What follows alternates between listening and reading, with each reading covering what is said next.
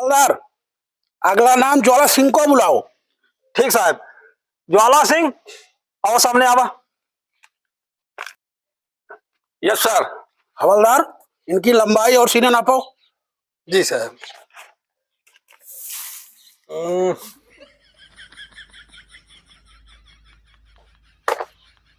हाँ साहब, 5 foot 7 inch साहब।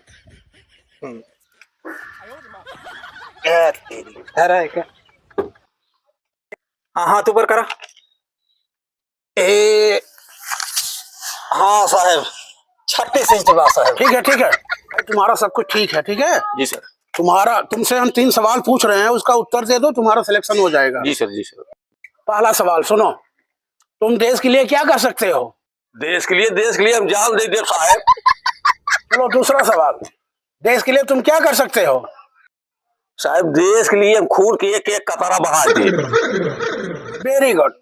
लास्ट और तीसरा सवाल, जी सर। देश के लिए तुम क्या कर सकते हो?